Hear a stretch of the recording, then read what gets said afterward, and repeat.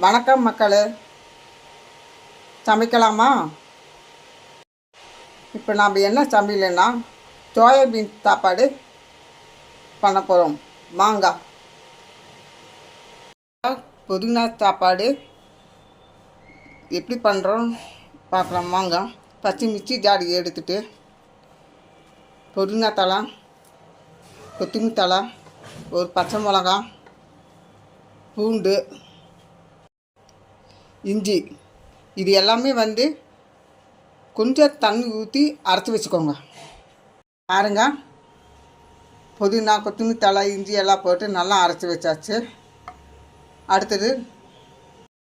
அடுத்தது நம்ம சாப்பாடு சோயாபீன்ஸ் எப்படி பண்ணணும்னு பார்க்கணும் வாங்க. இப்போ ஃபஸ்ட்டு ஒரு அடுப்பு எடுத்து ஒரு வடச்சட்டியை எடுத்துட்டு நல்லா எண்ணெய் ஊற்றிக்கோங்க. எண்ணெய் காஞ்சோன்னா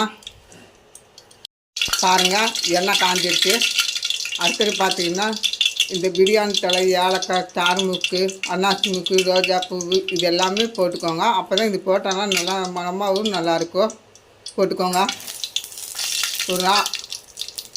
கொஞ்சம் நேரம் வணக்கி வச்சுக்கோங்க. வந்துருக்கு. அடுத்தது வெங்காயம், கருவேப்பிலை போட்டுக்கோங்க. நல்லா தாளித்து விட்டுருங்க ஒரு 5 நிமிஷம். பாருங்கள், ஓரளவுக்கு நல்லா வந்துருக்கு. ரொம்பவும் கறியக்கூடாது, ஓரளவுக்கு நல்லா ப்ரௌனாக கலராக இருக்கணும்.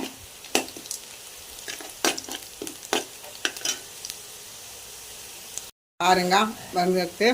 அடுத்தது அரைச்சி வச்ச புதினாவும் ஊற்றிக்கோங்க. ஒரு 5 நிமிஷத்துக்கு கெட்டி ஆகும். இப்படி நல்லா கலரி விட்டுருங்க. அதுவே கெட்டி ஆகுங்க. கெட்டி ஆனதுன்னா சோயாபீன்ஸ் போட்டுக்கணும். ஒரு 10 நிமிஷம் வெயிட் பண்ணி நல்லா வணக்கிக்கோங்க. நல்லா பச்சை வாசமெல்லாம் போகும். பாருங்கள், இந்த மாதிரி கெட்டியாக இருக்கணும். இது கெட்டியாகிடுச்சுன்னா இந்த சோயாபீன்ஸ் பார்த்தீங்கன்னா நல்லா ஊற வச்சு உப்பு போட்டு தனியாக வேக வச்சுருங்க. இது போட்டுக்கோங்க. ஒரு 5 நிமிஷம் நல்லா வணக்கி விட்டுருங்க. ஒரு 5 நிமிஷம் வேகட்டும். பார்க்குறதுக்கு எவ்வளோ நல்லா இருக்குது பாருங்கள். நல்லா எவ்வளோ நல்லா இருக்குது பார்க்குறதுக்கு. புதினா நல்லா போட்டிருக்கணும், கொத்தமல்லி தழை இந்த மாதிரி இருக்கணும். தேவையான அளவு உப்பு போட்டுக்கோங்க.